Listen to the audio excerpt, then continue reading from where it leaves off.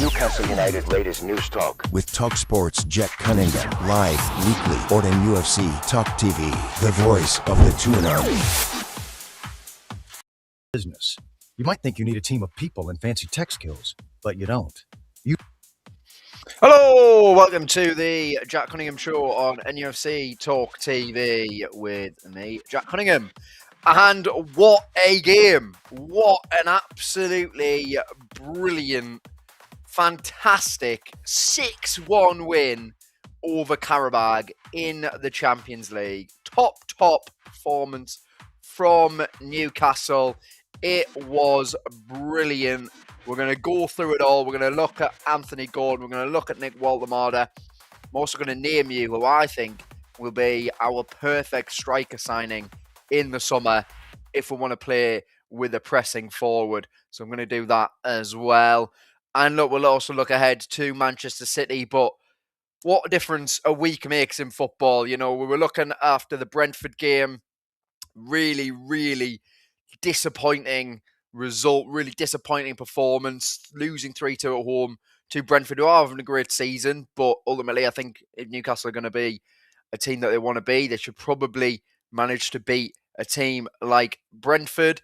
And then, that is a little bit disrespectful still, but you know what I mean. And then, look, where we are now, on Thursday, the week later, and we have 3 wins in a row, 3 away wins in a row as well. And the feeling couldn't be any more different. Now, if you're listening on the radio on DAB in Newcastle and Gateshead, please head over to the NUFC Talk TV YouTube channel. Get involved in the comments. We'll have comment sections throughout the show. There's a couple of people joining. So hi, Mick. Hi, Choppy. How are you both doing?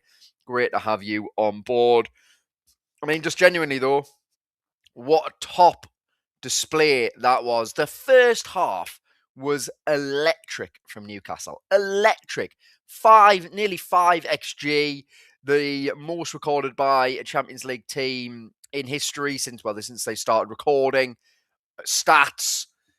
It was an absolute domination in that first half. Absolutely battered them. Like, don't get me wrong, I don't think Qarabağ were very good, but I think we made them look worse than they were as well. Like, we didn't give them a moment's rest, all over them from the first whistle.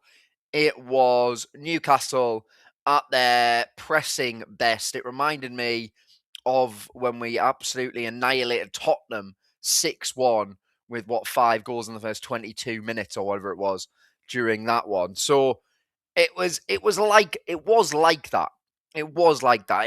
It was just electric from every single player on the pitch. They were aggressive in the press. They won the ball high up the field. They created numerous other opportunities to score. Like, their goalkeeper was the man of the match for Qarabağ, and we scored 6 past him. Shows you how good we were. I mean, Harvey Barnes could have had a hat-trick. Asula probably should have scored in the second half. Gordon could have probably had 5 or 6, never mind 4.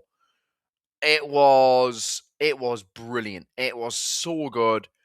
And like, we're in a great position. We're essentially through to the next round of the Champions League. Chelsea or Barcelona watching that thinking, all right, don't want to play them. Because Newcastle have picked up form, or finding form, at the right time. Big question marks were asked over the team. Yeah. There was some big question marks asked over the team after that Brentford game, and rightfully so, by the way. It looked like the season was drifting. They'd go to Spurs. They deservedly get the win. We go to Aston Villa, despite some of the worst decisions you've ever seen against you. You go there, you get the win again, and then you go to Qarabağ and you get the tie done in one visit, which was exactly what we needed to do. Absolutely brilliant. Loved it from the lads. Really was... Yeah, really loved it. So, just a fantastic Newcastle, Eddie Howe type performance. Back to like the old pressing aggressively, winning the ball up the field. Thought Willock was excellent in midfield. He was so energetic, looking as fit as he has done in a long time. I think he'll be an important player for the rest of the season. We've got to basically rest a lot of the other players as well.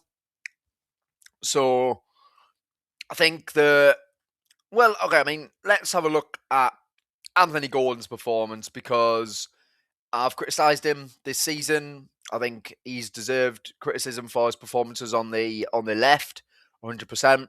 I think at the start of the season, apart from that red card against Liverpool, he did actually play well as a false nine against the likes of Aston Villa, Liverpool, and who else he played against as a false nine? Barcelona. He just missed some big chances, especially against Liverpool and Barcelona. But that was a top striker display. That was a really, really good, exactly what you want from a number 9. He was buzzing about everywhere. His first goal was taken as if he was, prime Alan Shearer. Like, Dan Burn brilliantly walks through the defence. Lovely ball by Burn into Gordon, and he just slams it into the bottom corner. He got us off to a perfect start. His second goal for the penalty spot. Do you have any doubts when he's on the penalty? Really? I'm struggling to think. Maybe obviously Isak was extremely reliable penalty taker as well. I was always very confident that he would score. But yeah, no, thank you very much, Trulls, for becoming a member. That's absolutely brilliant. Really appreciate that, mate. Thank you very much. We will highlight that. Great stuff from you to become a member. Really, really good. Thank you very much. Really appreciate it. Happy days. And again, everyone else can become a member as well. So sign up. It's NTTV. It's £4.99.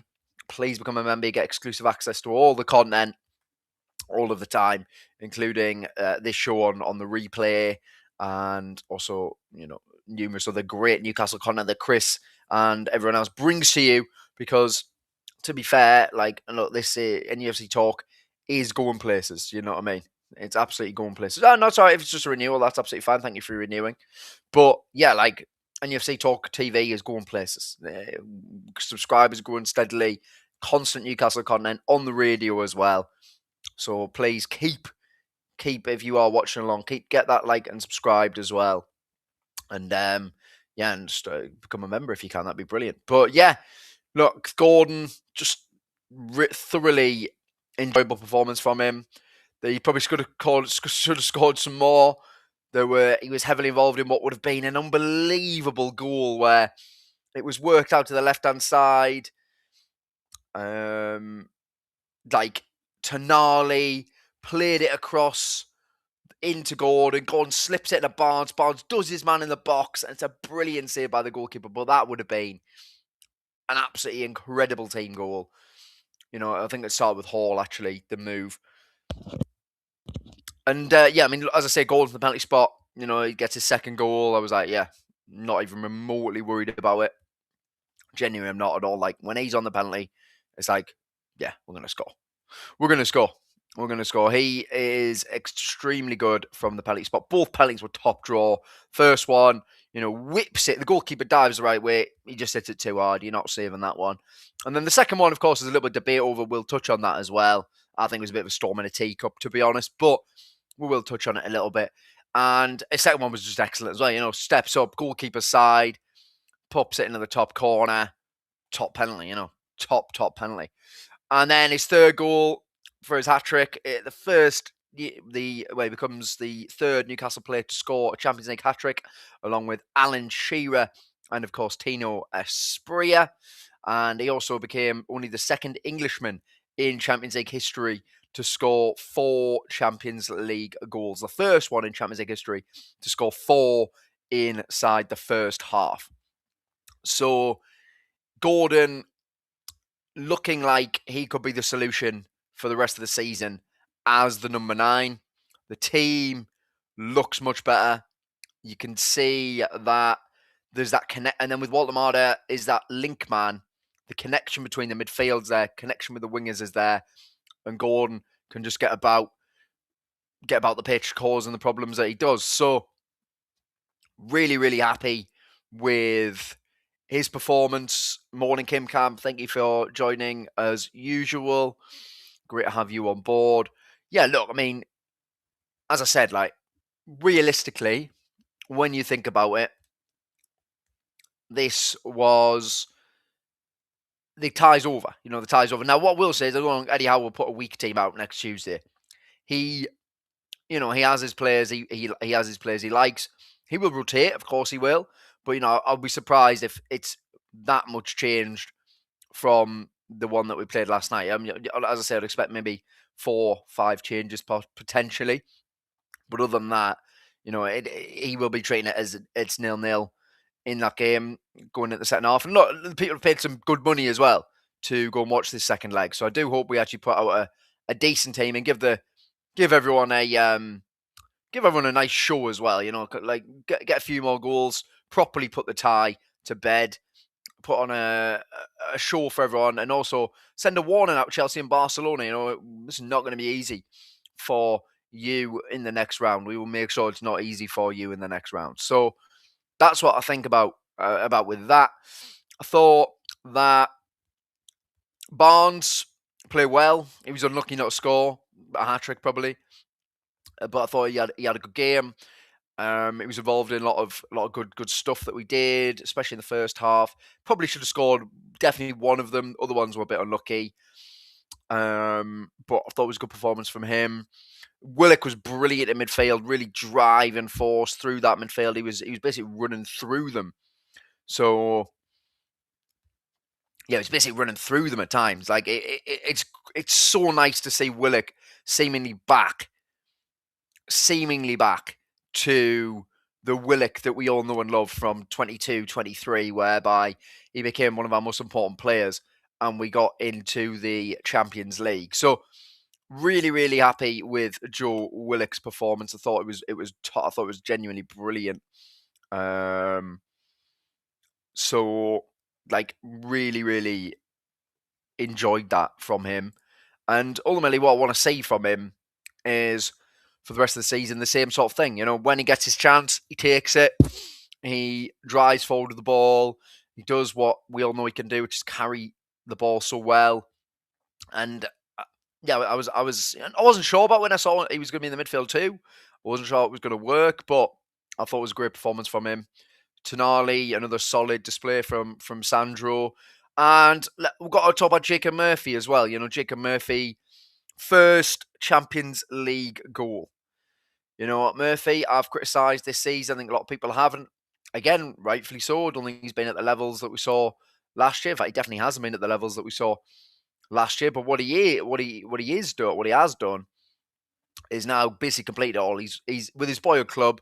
He has won a trophy and he scored in the Champions League. And I absolutely loved his celebration. You could see how much it meant to him. You could see exactly what that goal represented for him. He's been after that Champions League goal since he first played for us in the Champions League in 23-24. And yeah, it took a little deflection, but it's definitely his goal. And I loved it. It was in front of the away fans. He got celebrated properly. And it was just a great night. It was a really, really great night. Second half, dropped off a little bit, especially at the start of it. But then after that, regained control. Probably could have scored again. Asula, unlucky with Byrne had a header saved. Byrne should have scored twice, by the way. It was the one where free header in the first half. He headed straight at the keeper. Either side, he scores. And then the second half, he headed one. The keeper saved it. They came out with Asula and needed to make enough contact with it. And it was clawed away by the goalkeeper before Thiaw headed wide. Another goal for Malik Thiaw. 5 goals this season for him in all comps. £35 million we paid for him. Got to be one of the signs of the season. And he will actually get a rest on next Tuesday because he has picked up a yellow card, which means he is suspended.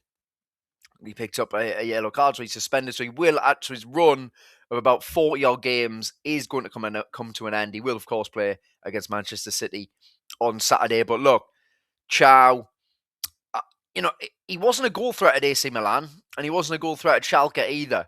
But the way that we've managed to turn him into a goal threat is impressive and deserves a lot of praise. If we're going to if we're going to criticise certain people and what have you, then I think that you've got to also give the set-piece coach and the coach and staff their dues for turning Malik Thiaw into a proper goal threat.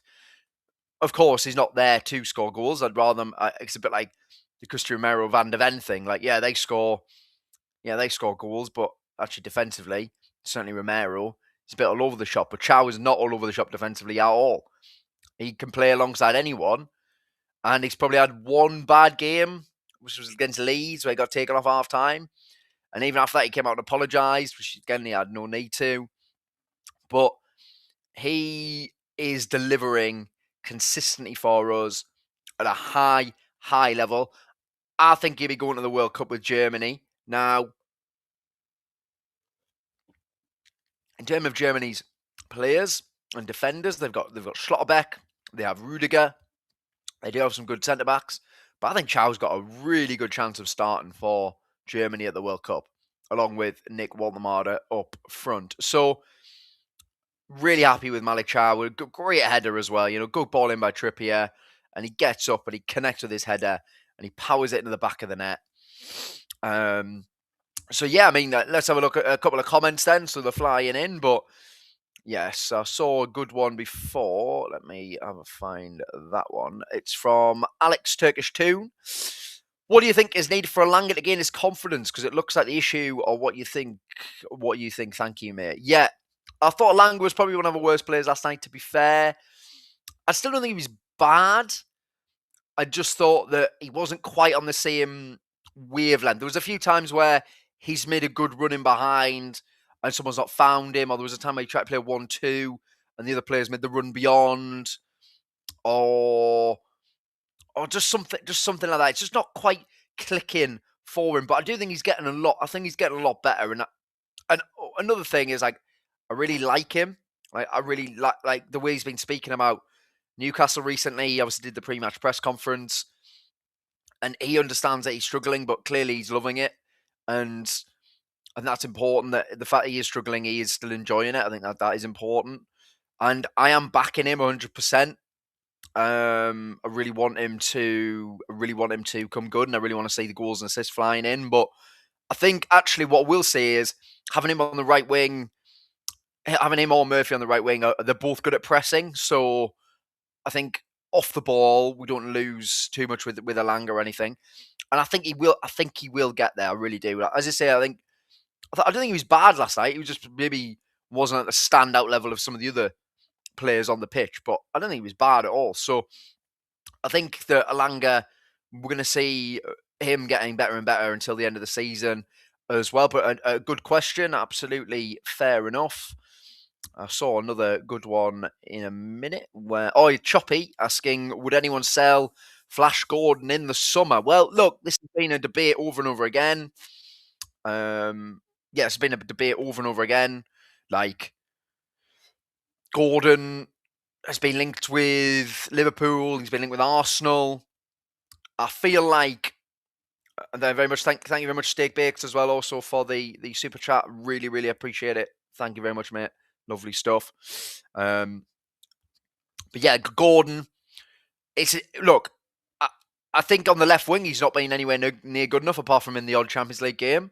Because I've been confused at why he's going on the outside all the time. He's not coming inside on his right foot and crossing, shooting. He's not getting at the back post and trying to score goals. Like, that's where I am with that. So I think Gordon is a player who probably I would sell, but equally, I don't know. He seems to have I think he has stepped up in the last few weeks. I think his overall performances in games have stepped up. I thought he was really good against Spurs in the number 9 role. Maybe not like as a goal threat, but certainly it gets the assist for the Jacob Ramsey goal. And his movement was really good. And he was really good off the ball. And maybe for the rest of the season, this is his position. In fact, I think it is his position. I think this is how we're going to enjoy a hopefully really strong end of the season with Anthony Gordon as our number 9. And his finishing was top draw last night. He still could probably score more, but he is always in the positions, and you would like to see him if he's gonna continue to lead the line, you would like to see him get more goals. But equally, I do think that this is his position for now until the end of the season. And then look, we don't know what's going to happen because he will be at the World Cup. One of the main reasons he's probably going as well because he's such a good penalty taker. You know, like in a shootout, I'm backing him to score basically every single time. So yeah, I mean, I think that's good. Choppy also saying that he'd let Botman go. Yeah, this is an interesting one. So Eddie Howe said after the Aston Villa game, the Botman's been rested. They were a bit concerned over his back, so he's been rested. I think a rest's one game. I think when you miss 2 games, that's not a rest anymore.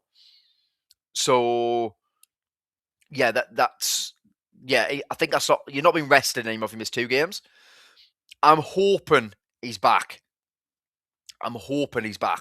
Against Manchester City on Saturday because I thought that Botman was getting back to those levels that we saw during 22-23 where he was easily one of the best centre-backs in the Premier League, like a total Rolls Royce. So I do hope they've just been a bit careful with him and he is back. Byrne, by the way, has been rock solid at centre-back in the last 2 games. At left-back, he looked dodgy against Spurs, but at centre-back in the last 2 games, he's been absolutely rock solid. So let's see what happens with Botman. He has signed a new contract. He will be here for the foreseeable future. I just hope it's not a bad injury. Do you know what I mean? Really. So that's what so that's where I'm at with that one. Trulls has also gifted an NUFC Talk TV membership, which is very much appreciated. Thank you very much, Trulls. Top bloke. So it's great stuff. And I've got another couple of things on Gordon. So Choppy saying if Newcastle can get 95 million for Gordon, I would sell him straight away. Yeah, I think 95 million, I think you're selling him. Look, Newcastle paid 40, rising at 45 million for Anthony Gordon. That's more than double your money.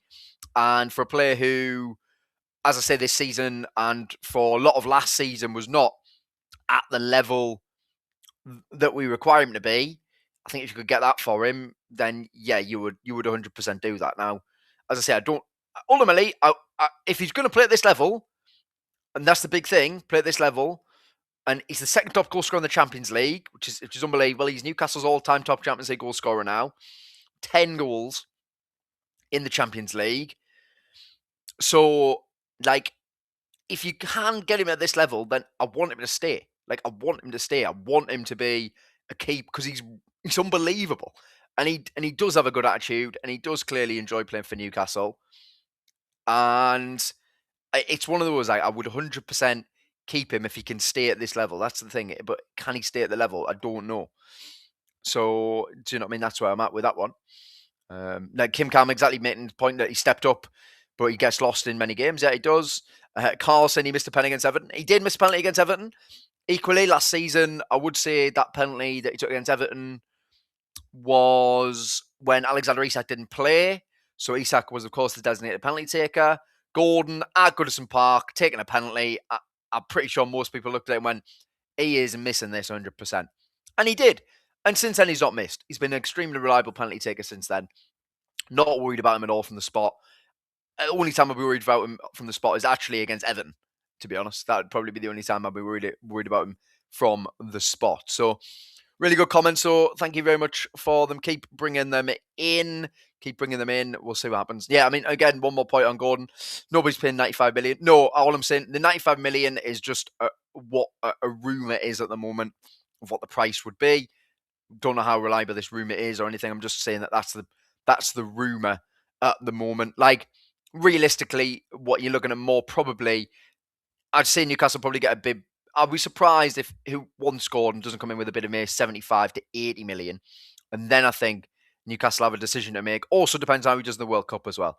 If England win or England go far and he plays a big role, then you add in some more money onto the price tag as well. So yeah, that's where we are with Gordon. Now, I want to talk about the second penalty, because I would have liked to see Woltemade take it. You know, Gordon's got his hat-trick. I would have liked to see him take it. But I've got no issue, none at all, with Gordon saying, no, I'm the penalty taker. I'm taking it. When I'm on the pitch, I take the spot kick. So I've got no issue with that. As I said, I would have liked to see Woltemade take it. And you could tell after the goal, Woltemade was a bit disappointed. And then Trippier and Gordon at half-time having a bit of an argument. probably could have saved it for down the tunnel, lads. Doesn't need to be seen on camera. But after the game, they'll come out. Trippier says, he was emotional. He just wanted to see Nick Woltemade get a penalty, which is nice. And then Gordon saying equally, I understand, but equally I'm the penalty taker. I want it. I scored it. I back myself. And I think it's nothing. I think it's absolutely storming a team cup stuff. Eddie Howe was asked about it. So yeah, Eddie Howe asked about the game. He said, look, he'd rather that as a good problem to have two people who want to take penalties, but they have decided that Gordon is the rightful penalty taker, and until he misses, I see no reason why he shouldn't be. And as I said, I would like to see Woltemade take it, but there's a difference between me saying I would like him to take it, and then being annoyed that he didn't take it. I'm not annoyed that he didn't take it. I've seen some quite mental stuff online about it, actually, really, really going into massive detail about how it was such a negative thing for Woltemade not to get this penalty off Gordon, and I don't believe it at all. I think that ultimately Gordon was on nine Champions League goals this season. He gets himself to 10. And also, he is the penalty taker, and he put the game absolutely well beyond doubt. So, that's why I am with that one. I don't think it was anything. It's all fine. What was so? Do you know what I mean? I'm saying some point here from Michael. Great point, actually. Was Shearer? Should we care? Exactly. Shearer would Shearer have given away a penalty? No. Exactly. Yeah. No. Yeah. So. Exactly, that's what I'm saying. I see some comments about it. I'll go through them in a little bit. And what I'm saying is I would have liked to see Woltemade take it, because I think it would have been good for his confidence. Get another goal. It would have been 2 goals in a row, hopefully. And also, game was done anyway. But I've got no issue at all with Gordon taking it. None at all. He's the penalty taker. They've decided that he's the penalty taker. When he's on the pitch, it's up to him to say, yeah, I'll give it away. Trippier shouldn't have really got involved. Gordon wanted to score his 4th goal. He made Champions League history. And it for me, it doesn't really matter. Woltemade will get his chance coming up at some point. But as again, I can see some comments coming in. I will address them in a little bit as well, because I appreciate everyone's opinion on this. I think I just want to make it clear that the way I saw it was, I would have liked to see Woltemade take it, but I'm not angry at Gordon for taking it. So that's where I am with that one. I feel as if it was absolutely nothing. Again, Trippier could have probably waited until after, could have waited until they got down the tunnel into the dressing room to maybe have a go, and said it looked a bit stupid. We're 5-0 up and they're having a massive argument. Yeah, I mean, I don't know what that was about. Really, it's a bit daft, isn't it? Really, but look, after the game comes out and Gordon says, Trippier's one of his best mates at the club, and it's all absolutely fine, and we move on. And I think that brings me on to the point of actually Woltemade again playing as the 10, kind of off the ball. It was more sort of as a 4-3-3, but definitely on the ball, it's a 4-2-3-1, because he drifts into this little pocket of space and he gets the ball forward. And he picks up little pockets of space and he starts dictating play from there. And this is the second game in a row now where we've played him as in the 10. And I've got to say, I'm really enjoying it. Now, I think Woltemade is a player we should be building the team around. And if it is in the 10 role, then sound, fine. He won loads of fouls yesterday from his close control, tight dribbling. He linked the play beautifully between the likes of a Willock and Tonali, and also the wingers and Gordon as well. Him dropping in. If you think about the first goal, Burn wanders forward, has the space. Someone follows Woltemade, then Gordon can make that run in behind. He's creating. He might not have been directly involved in the goal, but he's creating space. For the third goal, it was a mistake at the back, but he does brilliantly well. It comes into him and he just reacts and just instinctively dinks it forward and gives Gordon a chance to run onto it. And Gordon's after it. then the defender has an absolute mare and goal and walks around the goalkeeper and scores. So Woltemade, for me, in this 10 rule, I think this is where we're going to get the best out of him from now until the end of the season anyway, because we can get him more involved in the play. The only thing we need to see is how it does against a team who either have 11 men or maybe aren't Karabag. Because, in fairness to Karabag, I don't think they could get near Woltemade. And then also Villa, with 10 men, they couldn't get near Woltemade either. Equally, Villa 11v11, I thought Woltemade was again one of our best players on the pitch. So, this 4-2-3-1 in possession, for me, is looking like the best we've played in a while, I can say. So, I can see where it's working. I like what I'm seeing. I'm liking the fluidity of the team. It seems to be back. The players seem much more comfortable in the sense of like they know they know their roles, they know what they're doing. But also there's a man in there in Woltemade who links defense, midfield, and attack together, and that is where we've looked so dangerous with that now happening. So I think for the rest of the season, this is his position. We get him in the number 10 role. We build the team around him in the summer, and then we go from there. Now, that does bring me on to another point, because my colleague, Alex Crook at talkSPORT, is reporting that Newcastle are willing to sell Woltemade. Now, I was absolutely shocked when I read this, and when I found it out from Crookie in our sort of like breaking news chat. I couldn't believe it. Genuinely couldn't. Like, I appreciate that Woltemade is not the pressing striker that maybe Eddie Howe wants, but surely he's done enough already in his time here to justify us keeping him for a lot longer. I mean, 10 goals in all comps. He scored in every single competition, which only Alexander Isak has done for Newcastle. So he's done that in a season. Not, of course, Shearer did it numerous, of course, his career, but in a season. So he's up there with Isak there on that one. It just feels like, why on earth would we be willing to sell him? And the deal is that it's got to be the price is right, of course. But I mean, what sort of price would Newcastle going to be looking at? Paid £69 million for the guy.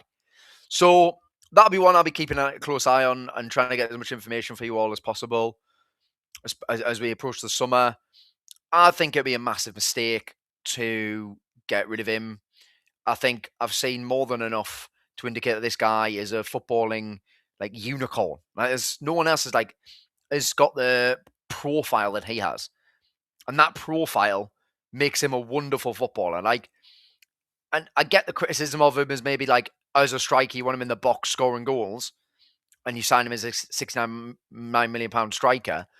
But equally, like, if we're winning games with him in the team and him playing a key role in the team, then for me, it doesn't actually matter how many goals he's scoring, because I think he's involved either indirectly or directly in the goals.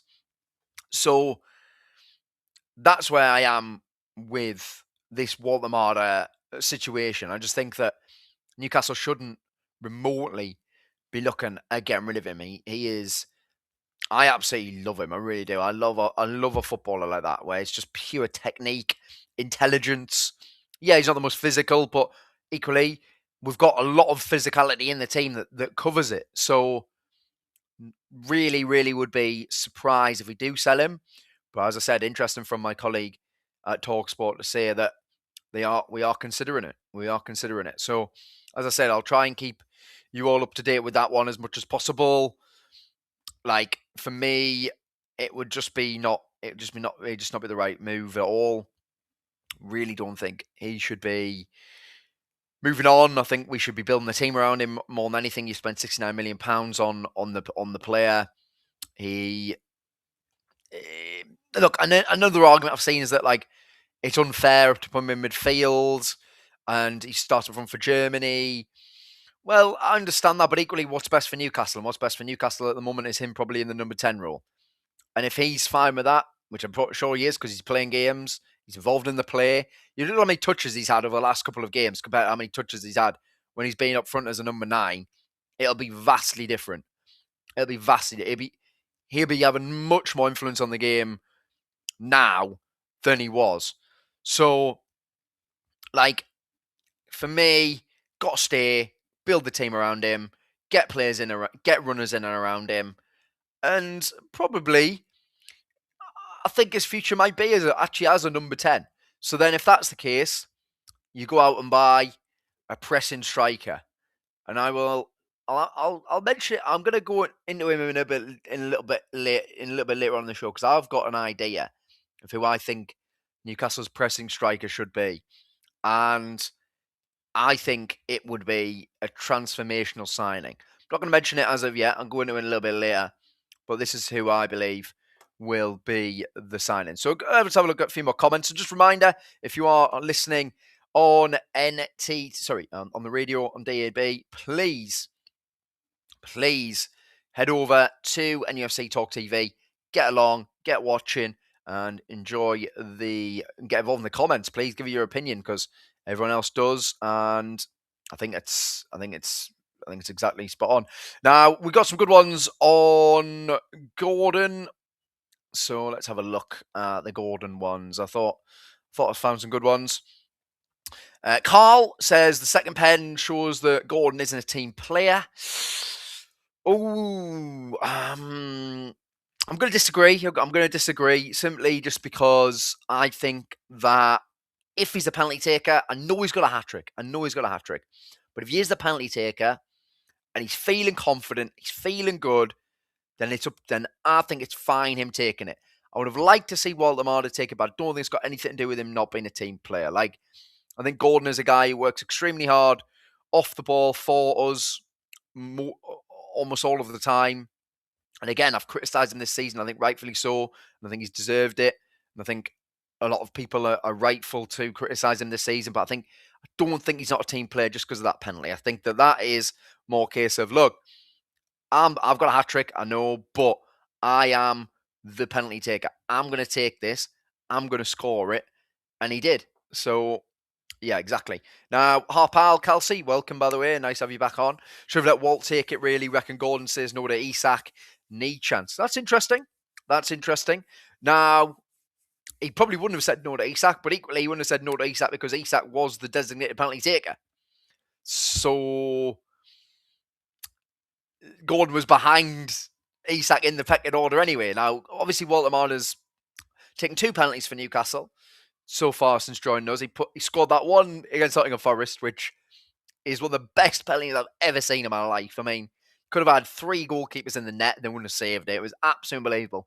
But the only reason he took it is because Gordon was off the pitch. Now, he scored, and then he missed another one in the penalty shootout against Bournemouth, where he tried the same thing, and he hit the crossbar. And that's where that risk of going for the top corner always comes in. But yeah, like, that's what I'm at with that one. But I totally agree with the fact that, like, it would have been good for his confidence, etc. And it might look a little bit selfish. And Harpal saying again, selfish team game, but Gordon has that arrogance about him. Gordon, there's a fine line, isn't there, between self-belief and arrogance. There's a fine line between self-belief and arrogance, right? And self-belief, Gordon has in abundance, self-belief. I think he totally backs himself. I think he's talked about his penalty routines for a while in that interview he did with Gary Neville a couple of years ago. Spoke about how he's been working on it for years and visualization and stuff. So I think he's got total belief when he steps up, he's going to score a penalty. And as I say, he's missed 1 for Newcastle, which was against Everton at Goodison Park, which is kind of like, yeah, I mean, he probably was going to miss that, wasn't he? To be brutally honest.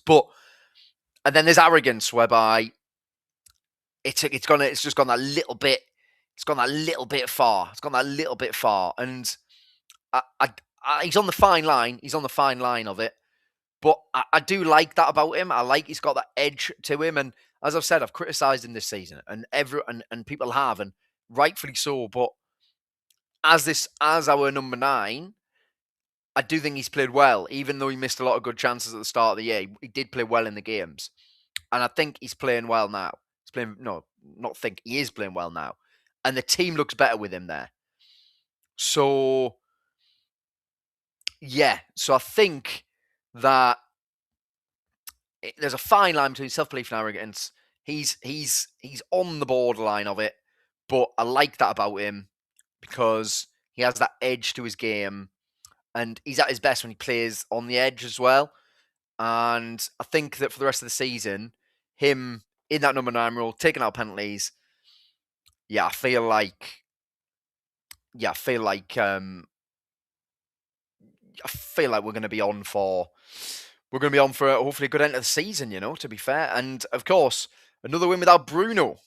That's 2 wins in a row now without Bruno. Changed the formation to a 4-2-3-1 in possession. Out of possession, yes, Woltemade was sort of dropping in on that left-hand side of midfield. But equally, in possession. So, in possession, 4-2-3-1.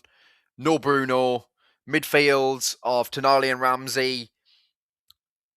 On Tonali and Ramsey initially against Aston Villa. Excellent performance from them too. Then we moved to last night. It's Tonali and Willock. Really good performance from the midfield too again. You've got Miley to come back, hopefully this weekend. You've got Joe Linton fit again. Miley, I just put it right back just so Trippier can have a rest. I think Trippier actually, to be fair to him, has, after the Brentford game, he's played really well for the last 3 games.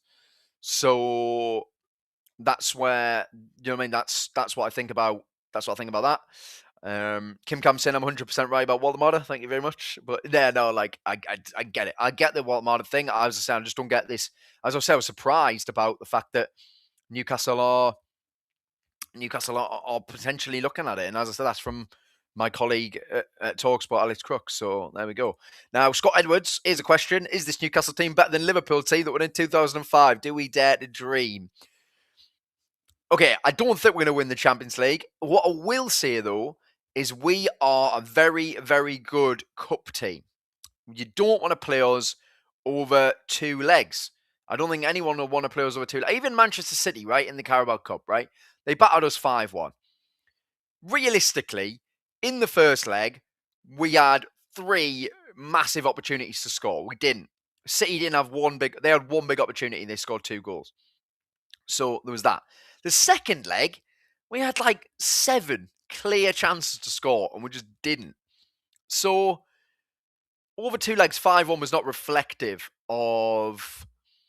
It wasn't reflective of. It wasn't reflective of actually what happened. I don't think. Like, it was gutting and it was brutal, but actually I don't think it was reflective of what happened. Honestly, I do think Chelsea and Barcelona will be scared about playing us. They will be scared about playing us. So I don't think we're going to win the Champions League, but I am excited about the Champions League. I really think we can at least make the quarterfinals. I think we can beat Chelsea or Barcelona. I really do.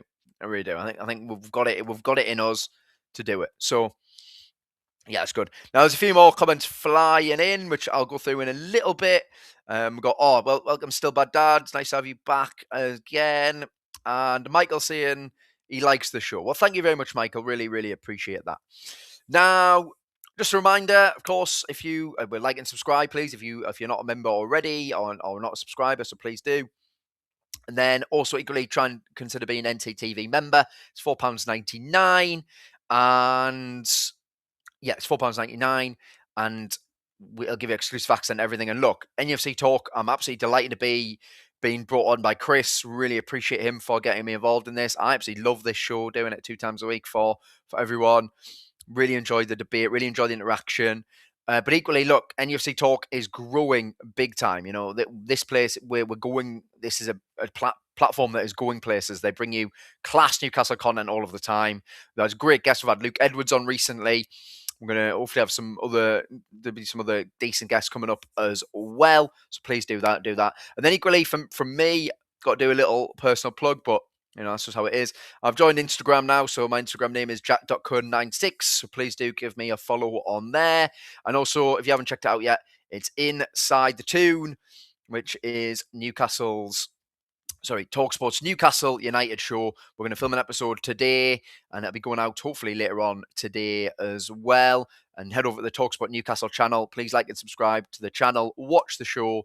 And again, look, talkSPORT have never done this before. They've never done a full 50-minute show, weekly show on Newcastle United by Newcastle fans, for Newcastle fans. You can agree, disagree, but what you need to know is it is totally original content for Newcastle fans. So we're not trying to rage bait anyone. We're not trying to do anything like that.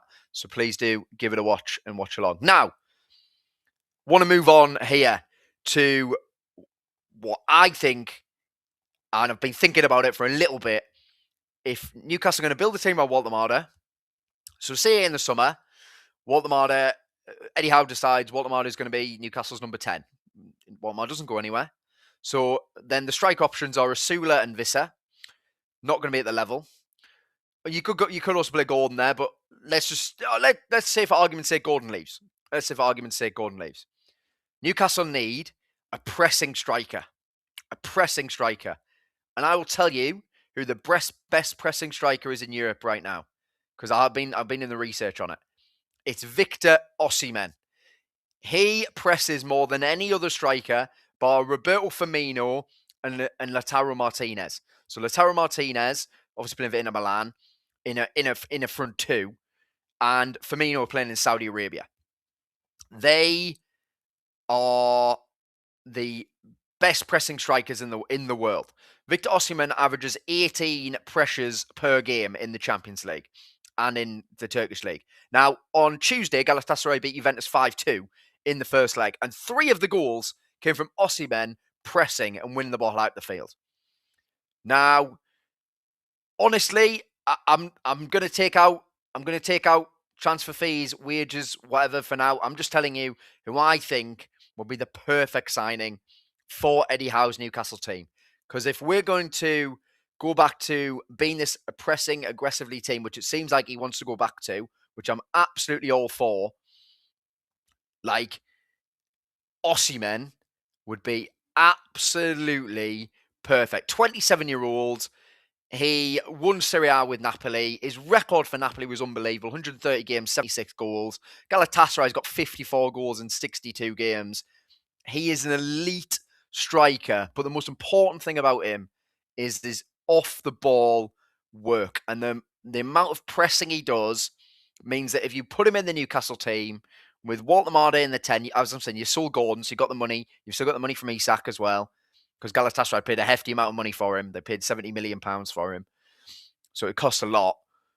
But honestly, I'll be throwing everything to getting this guy, because if you're gonna build the team for what Eddie Howe wants, he wants his striker to be leading the press at all times.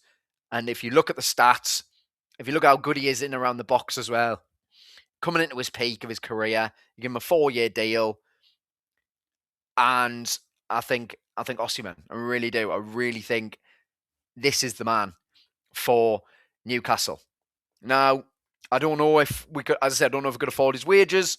We'd have to maybe smash the wage structure, but I think what we'll see is, like, with the Isak sale, Newcastle are in a strong PSR position.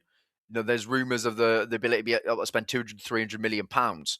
So if you transfer some of that into the wage bill instead, and you pay Osimhen £250,000 a week or whatever it may be, then you have your star striker. And look, Manchester United have been linked. Chelsea have been linked. In the end, he didn't go to any of them. He went to Galatasaray. He's there. He's absolutely there. And there's a point here I've just seen. He wants to play in the Premier League. We could give him that opportunity. And look, he's a player who, another thing is, you got to think about the transfer windows. Not sure Newcastle, since Toon Army, have signed a player where everyone goes, oh, wow. All right, they've got him. Right? Okay. That would be the signing. So that's my little hope. That's what I want to see happen. I don't know if it will, but I'm just thinking about how Eddie Howe's teams, how we play as a team. You have Woltemade in the 10 as, like, you know, the second striker, linking the play, and then leading the line from the front. You have Victor Osimhen. And I would absolutely love to see it. I don't know if it's going to happen, but I'm just putting it out there that is what I think would be the perfect striker. Because if you're looking for a player who is getting in your face at the whole time, is going to squeeze up the pitch. He's going to work his absolute socks off, right, for your club. But also, when you get him in the box, he is scoring goals. He is a lethal finisher. Osimhen's the man. I want to see Newcastle break the bank for him. It's as simple as that. Really want to go all out for him, Just sell Visser if you have to, whatever. I'm assuming the Gordon's gone. This is the man. Osimhen for Newcastle. So I'd be interested to hear what you all think of that. But yeah, that's my little thought on that one. A few more. Again, just a couple of comments to go through as well, which I will do as well in a little bit. Now, I think looking ahead to Manchester City, just for a little bit, and then as I say, I'll come back to some comments. But looking ahead to Manchester City, okay, our record the Eddie Howe is absolutely beyond abysmal. It's so bad. We haven't won there in the Premier League since it opened, which is absolutely, it is good, and they couldn't even win there when they were rubbish. Before it was even called the Etihad, it was called the City of Manchester, or Manchester City Stadium, whatever it was. I can't remember its name. It wasn't called the Etihad, essentially. We couldn't even win there then. So before the oil money, we still couldn't win there. We are cursed at that ground. I don't know why, but we are cursed at that ground. It was like Alanga actually scored. It was the first time we'd scored since 2018 at the Etihad, which is quite unbelievable. Not Main Road. Not Main Road. It was before it was the Etihad. It was called the City of Manchester Stadium, which opened in 2003. So it's since then. But Main Road was back then. Newcastle won at Main Road quite a few times. I'm on about since they moved into their new ground. It was the City of Manchester Stadium, and then it became the Etihad once the Middle Eastern takeover happened. So that's what I meant. Sorry if that wasn't clear, but that's what I meant on that one. Yeah, so our record there is terrible. Now, City are going for the Premier League title. Arsenal last night, wow, what are they doing? I mean, I know we drew Wolves, but we didn't. At least we didn't concede twice to them. So anyway, but yeah, they're in trouble, Arsenal, in terms of the Premier League title race. They're 5 points clear. City, if they beat us, will go 2 points behind. Still for Arsenal, go there. Etihad as well. Feels like Arsenal are going to let it slip, which will be funny. But equally, we need the points. I'm sorry, we need the points. We actually do. We want to keep the momentum going. We want to keep the momentum. You win 3 in a row. Look, I'm not expecting us to beat City. Obviously not. What I want to see is, again, a bit of a... Because when we went there in the second leg, we give it a proper go. Give it a proper go in the second leg. Really did. Just missed some massive opportunities, and also defending was all over the gaff. But equally, I want to see that again. Just go there, give it a proper go. We're not the same team. I probably, as I say, hopefully Miley's back just to give Trippier a rest, because Trippier shouldn't be playing this many games at his age now. But again, he's bounced back really well from that Brentford game. Really, really impressive from Trippier. Really good from Trippier in the last few weeks. And he's coming up to 150 appearances for Newcastle. His next game will be his 150th for Newcastle. And he's a player who I have criticised. I thought that we probably should have sold him 2 years ago when Bayern Munich bid for him. I feel like he shouldn't be playing as many games as he is now, just simply because his legs have gone. But equally, he's one of our best ever signings. He's one of our best ever signings. £12 million for Atletico Madrid. The first man to take the plunge into from the takeover from Atletico Madrid. And he was absolutely elite that first season. He played the full year. When you think about the... When you think about the first half of that season, he actually got injured immediately, but he scored 2 massive free kicks against Everton and Aston Villa that got us some big wins. But then the following season, unbelievable. The best right back in the Premier League, not even a question about it. He was absolutely incredible. He was better than Trent Alexander-Arnold that season. He was brilliant. And then personal stuff happened for him. He had that nightmare against Chelsea in the Carabao Cup, and he was bad for about a year from then, to be honest. And then I thought second half of last season was excellent. unbelievable in the Carabao Cup final. He was absolutely class. So I think that he's just been brilliant. He has been brilliant, you know. And whenever he goes, whatever it may be, I know that Eddie Howe said they're in talk to give him another new contract, which I'm not sure about. If he's gonna stay, I'll be happy for him to stay as a coach or whatever, because he clearly enjoys the area. He's thrown himself into Newcastle. He is a huge player in the dressing room. I just don't think he should be playing as many minutes anymore. But I will absolutely credit him for his last 3 performances. Been really good. Was excellent against Spurs. Top draw against Villa. And again, another solid performance against Carabao. Got an assist as well. Nice cross for Malik Thiaw. So yeah, you know what? Good point here from Geniesta Wijnaldum saying that Trippier's first half of 23-24. It was actually, you know what, it was. And then the personal stuff happened, and then he had that nightmare against Chelsea. But yeah, he did start that season really well. I think at Sheffield United, he got quite a few assists in that game. So yeah, I take that point. Look, I think that he's been brilliant. He has been brilliant for us. I would like to see Miley, though. If Miley's fit, I would like to see Miley start on Saturday at right back, just to give Trippier a rest, to be honest. You know, give him a rest. But what I can say happening instead is actually that Trippier starts on Saturday, and then I think we'll probably see Miley start against Karabag in the second leg, just because he'd be coming back from that dead leg, the longest dead leg in history, but the dead leg, and he'll be in the team. Now, in terms of Joe Linton's back, I think one player who's going to suffer from a 4-2-3-1 switch, if that's what's going to be, is Joe Linton. I was talking about this with a mate last night, and we were saying that if you look at a 4-2-3-1, whereby you have an out-and-out number 10, the other two midfielders need to be technically sure on the ball, have the energy, good enough defensively, and then one of them probably needs to break forward. I think a 4-2-3-1 would expose Joe Linton's lack of technical ability for a central midfielder. I think a 4-3-3 with Bruno Tonali alongside him, he absolutely gets away with it, because he basically just wins the ball back, slips it into Bruno Tonali, and then we go from there. But I think in a 4-2-3-1, I just don't think it'll work. I want to see Ramsey in there. I think Ramsey and Tonali's the choice until Bruno returns. I think that's a lovely balanced midfield. I think Ramsey is a player who I've been banging the drum for absolutely ages, but I think we're now starting to see absolutely the best of him, and it's extremely enjoyable to see him playing really well. And I think the fact he didn't start last night means he's almost guaranteed to start the Etihad. I thought actually in the second leg at the Etihad in that Carabao Cup semi-final, he was brilliant. I thought he was excellent. Like, he doesn't really lose the ball. And I think it's only a good thing, you know, for Newcastle to have this competition in these positions, you know, with the likes of Willock playing well, Ramsey playing well, Joe Linton back, Miley back, without Bruno, such a massive player for us, huge player, you know, the captain, the leader, he does everything.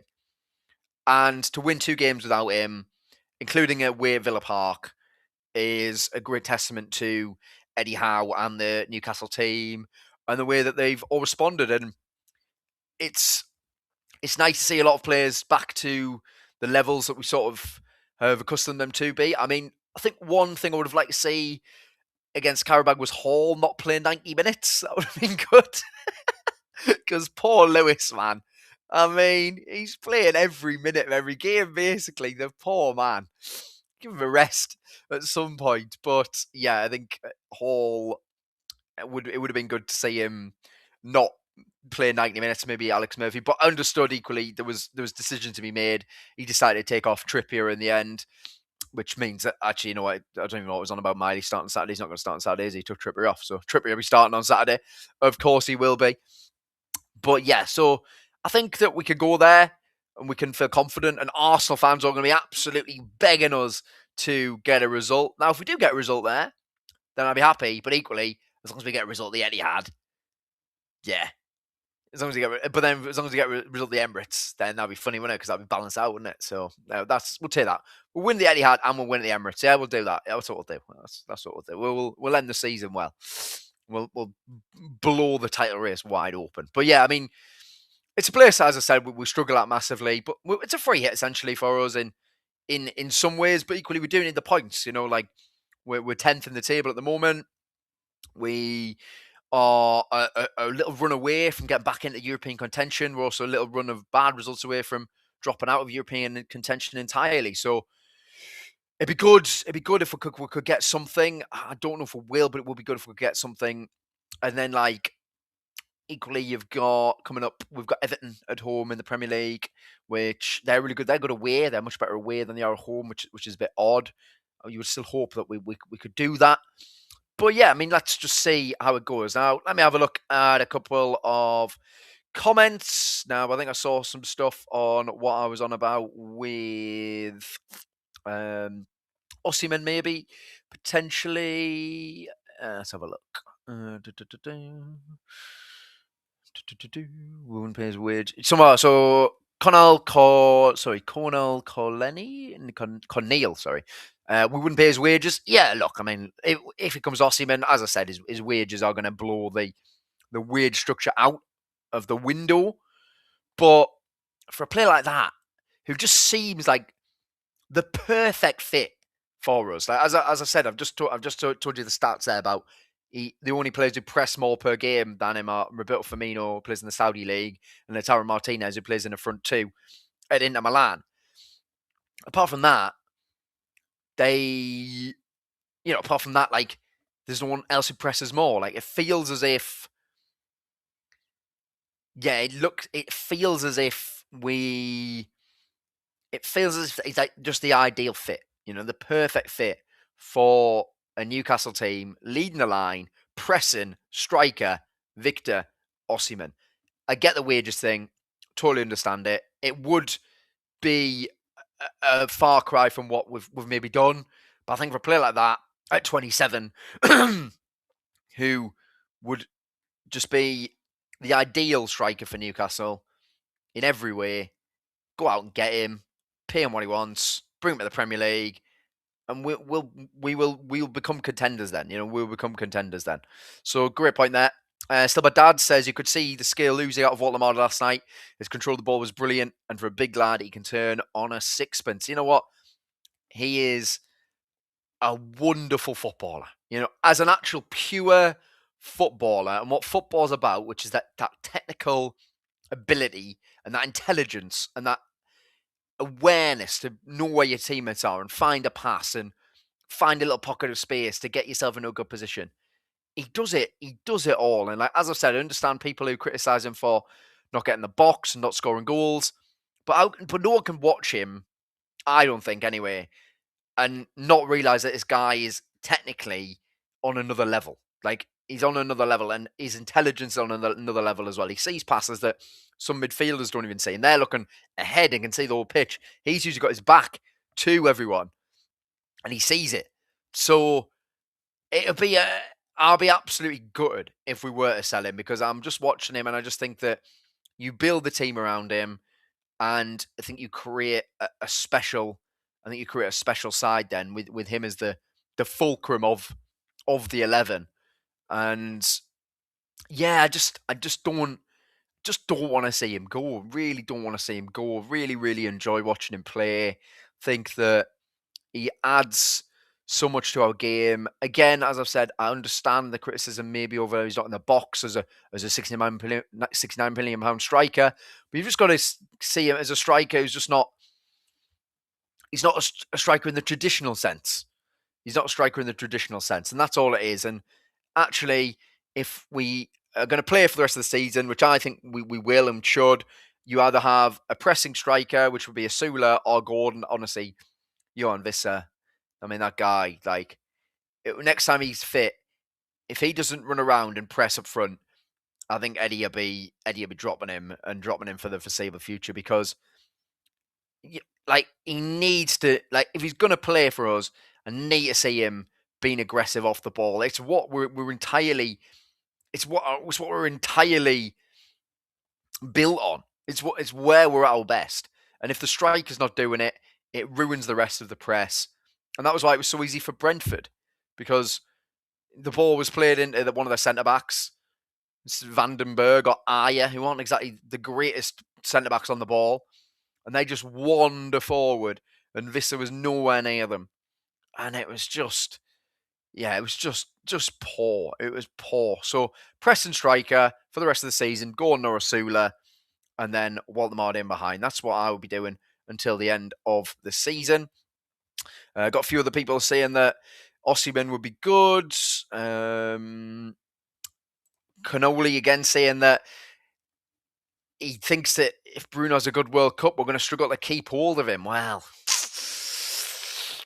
don't want to. It's one of these things you don't want to talk about, but you are probably going to have to talk about it. Look, Bruno's an interesting one. I mean, I'm just going to have a look how long he's got left on his contract, because I believe it's 2 years left on his deal in the summer. So just going to have a look at this, but I believe it is 2 years. 2 years left on his deal in the summer, which means you get into the position whereby, so his contract expires in 2028 and he turns 29 in November. So Newcastle are in a position with Bruno, and I think Ross Wilson will be all over this. And I think he'll become our top earner by a long way. I think he will be offered a big new contract, one that will see him out until the end of his time as a top European footballer. So I think he'll get a 4 to 5 year new deal. Which then from that point he can go back to Brazil.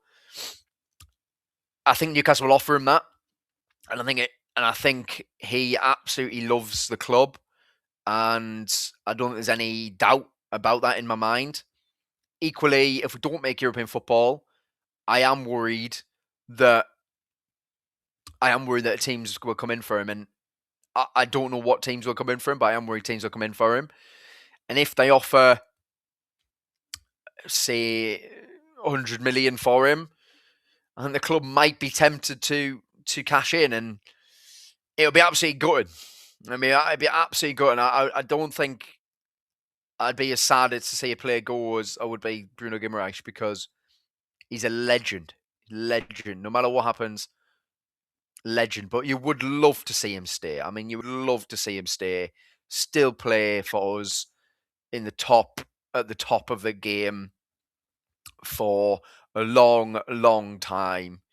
So yeah, but I do get this point where, look, if he does have work, he's going to be a key part of that Brazil World Cup team, by the way. Like, he is a starter for them, guaranteed, playing in that midfield too for Ancelotti, because he can do it. He can do it all, can't he? So yeah, look, I saw something you want to talk about too much, but you're probably going to have to at some point, because we've got 2 years left on his deal. That's where you kind of got to make the decision of, right, well, give him a new contract that locks him in, or you sell him for the maximum value you can.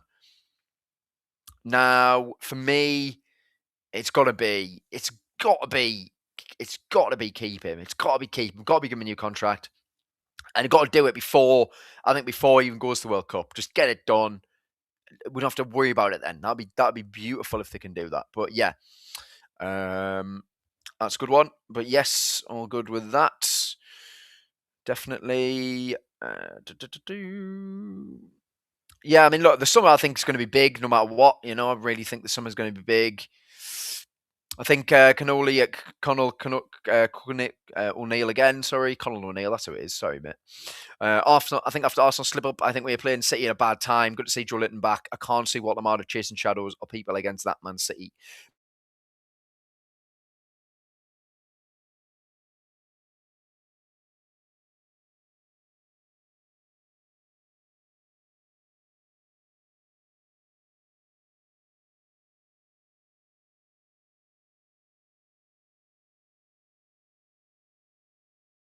We'll have to just see, won't we? So yeah, like we'll have to see.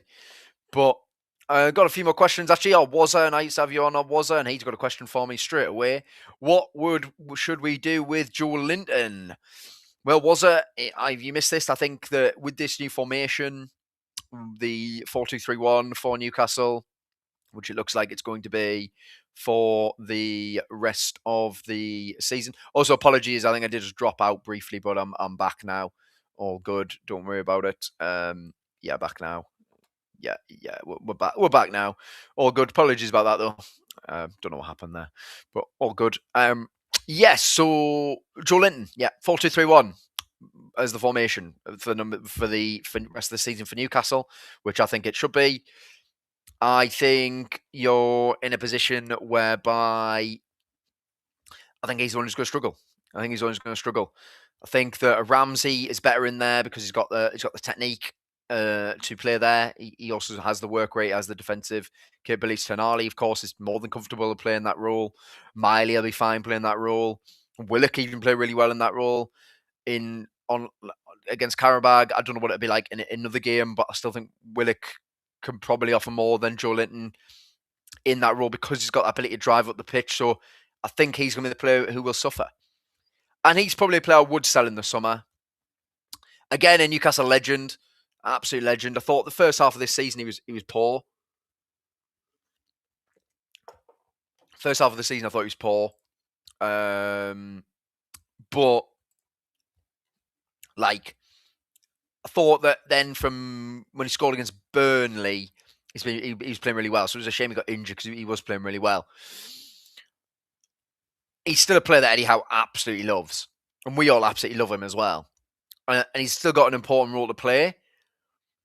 But if the formation's changing, which it seems to be, then I think he's only suffers, to be fair.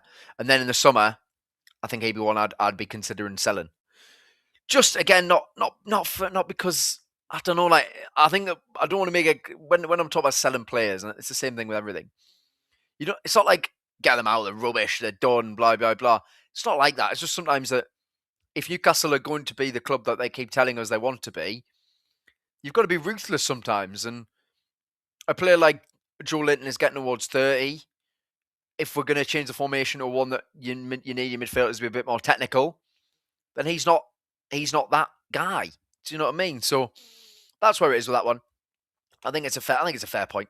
We've got Ginesta Wijnaldum saying keep or sell Tino if you won't renew before next season starts. Yeah, so again from talkSPORT, Alex Cook, my colleague, saying that Liverpool show no willingness at the moment to sign a new deal. Manchester City are absolutely going to come in for him in the summer. No idea on a fee as of yet, but that is going to either way. There's going to be a bid at some point, and Newcastle got a decision to make, and so does Tino Livramento as well. It'd be nice to just get him tied down on a new contract. We've missed him this season. I think one thing I will say is that through his injuries, we haven't probably missed him as much as we would miss Lewis Hall, I think, simply because Hall is better going forward than Tino Livramento. But I absolutely love Tino. Think that as a defender, there's not many better one-on-one defenders in the Premier League as a fullback. And also, I absolutely love the fact that he can play left back and right back and play them both equally well. The one thing that he's not great at is crossing, but he's extremely good at passing. He's extremely good at dribbling. He's extremely good at finding spaces in possession. If you think about the Everton game, we absolutely tore Everton apart simply because of the positions that Tino and Lewis Hall found, where they kept popping up or finding each other really high up the field. It'd be lovely to get those two back together again because they've got really good on-field chemistry, kind of like not on the same level, but kind of like a Robertson-Alexander-Arnold type sort of relationship that they've got going on. So I wouldn't sell him, but if he doesn't renew, then you probably have got to sell him. And that's the sad thing. You probably have got to sell him. I don't want to, but if he's not going to renew, then you probably have to. And that's probably where we are with that one, I think. So it's interesting. But yeah. Was I saying keep or sell?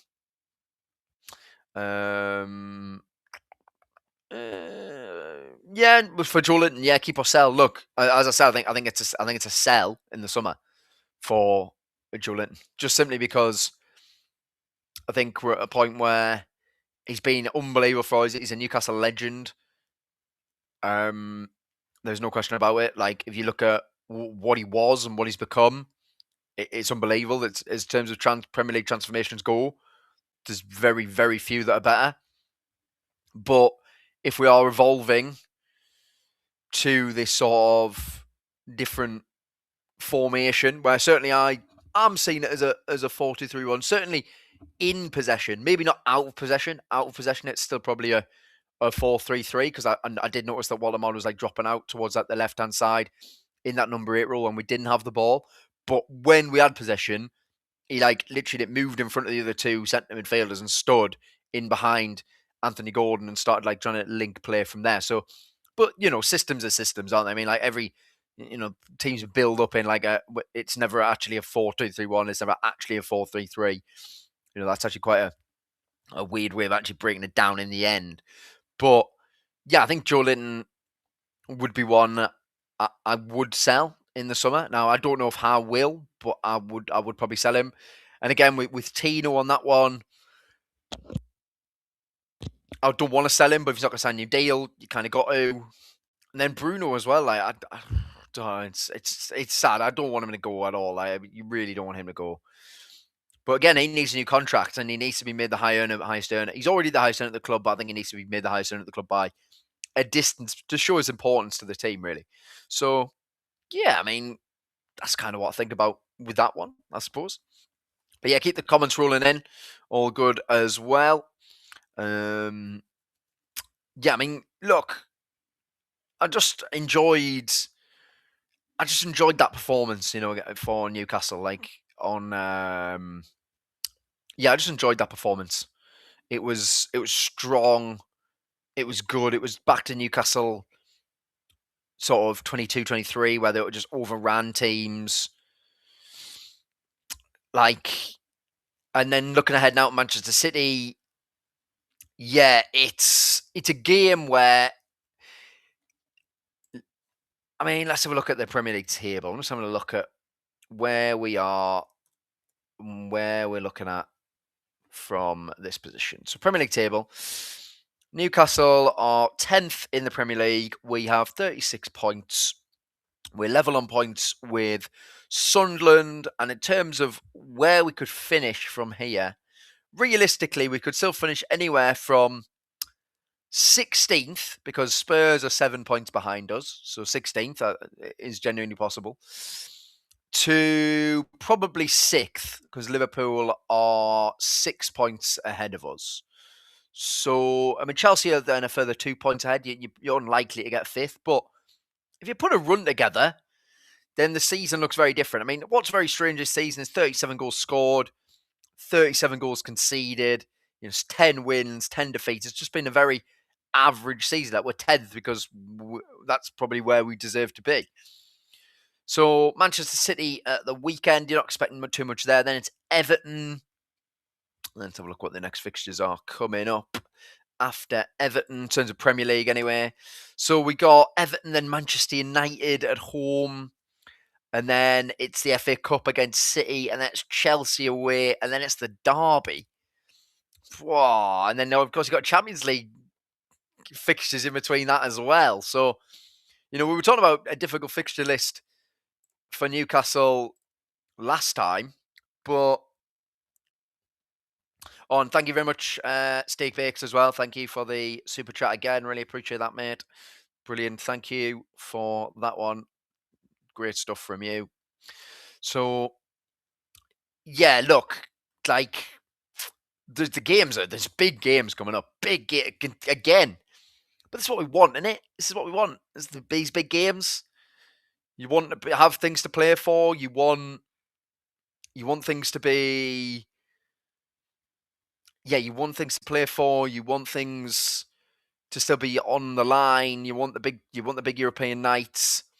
And you want to take these teams on. And the Premier League's not as strong this season. And if Newcastle, I've said it all year, which is why it's been frustrating. If you get to the position whereby you are consistently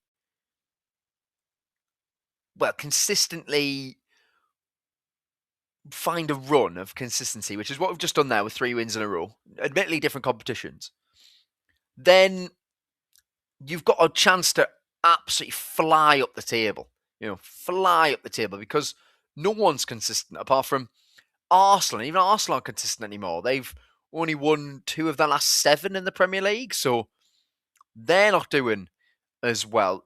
The consistency is the big thing, and it feels as if we've hit off on something now. I just like the way the team's playing. It's more fluid. Like, I think even when we were winning games, realistically, early on in the season, or when we were on that run where we beat Palace, Burnley in a row, whatever, we didn't play well. And there were still massive issues you could see with numerous things. We were just getting over the line. But we've actually played well in the last 3 games now. You know, we played well against Spurs, obviously battered them for the first half. And then we battered Villa, you know, even at what I thought even at 1-0 Villa, I thought we were the better team. You could see the intention by what we were doing. You could see that there was actual ideas. It wasn't just get the ball out wide and swing a cross in and hope for the best. There was game plan. And then last night, yes, Qarabag weren't great, but we made them look worse than they actually are. We absolutely steamrolled them. And it's hard. You don't want to get the It's hard to get the balance because you don't want to be too high, you don't want to be too low. But I've seen encouraging signs in the last few games that I feel like we are actually going to hopefully end the season strongly. A lot of players are playing well again, which is nice to see. Gordon as the number 9, I think we'll have a strong end of the season. And I think Woltemade in the 10 role has unlocked things for us as well. I'm looking forward to it. I just want to go into that game on. Yeah, you want to go into that game on Saturday against City. And Arsenal fans, of course, will be tuning in, hoping for the best as well. And all we can do is go out there and play to our strengths and try and be as aggressive as possible. And if they're too good for us, they're too good for us. But like they were in the Carabao Cup semi-final in the end. But we had plenty of chances in that game. Plenty of chances. It'd be nice to think if we create similar amount of chances in this game, we'll take them and we'll maybe take something from the match. So I'm looking forward to it. I am feeling much better about Newcastle than I was a few weeks ago. Well, even like last week after the Brentford game, you know. But Howe's dug deep.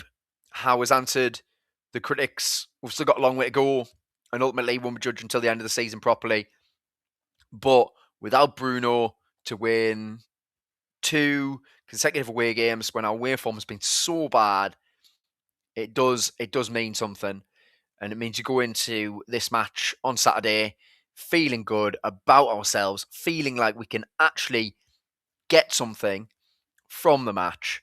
And then you go into Qarabag the second leg. And as I say, I think there'll be a few changes, but I don't think there'll be loads. I think he'll want to put on a show for the fans who are turning up.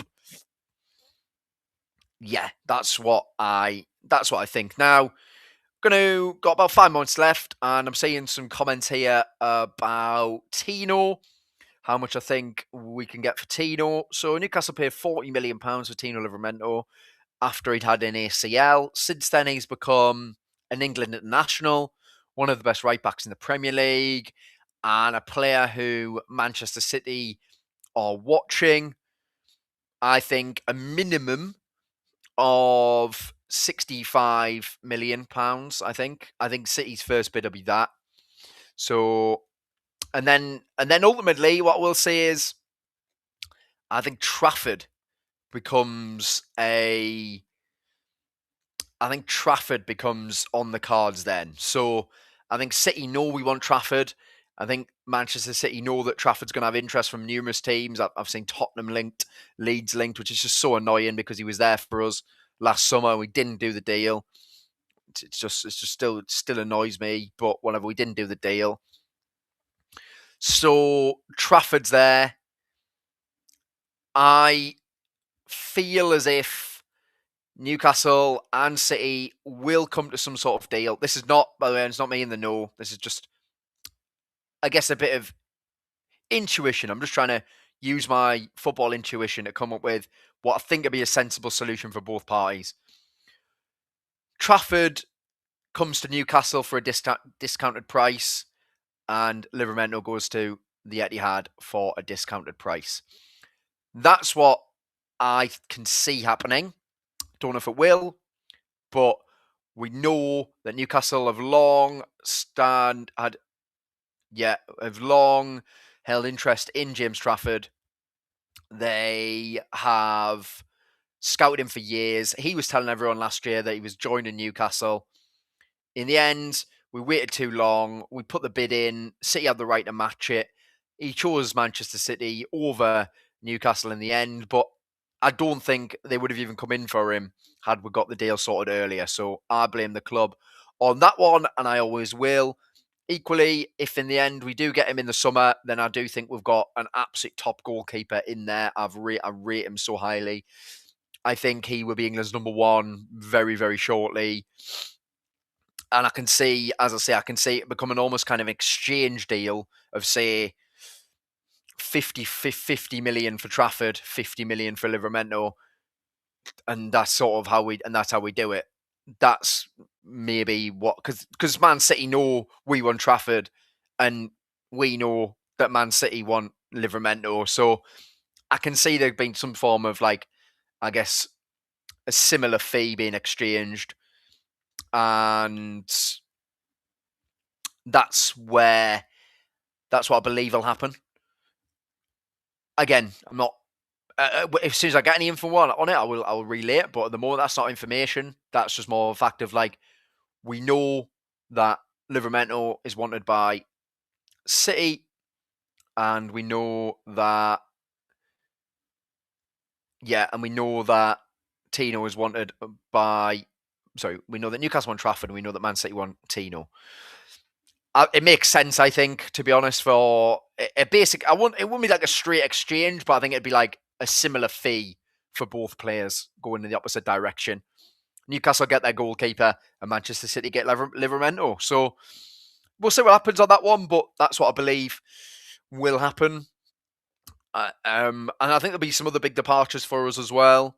As I say, I think this summer will be a massive overhaul. I'm just hoping that for the rest of the season, we can attack all the competitions and just enjoy it again. You know, I've really enjoyed the last few games. The Spurs game was horrible, don't get us wrong, actually. But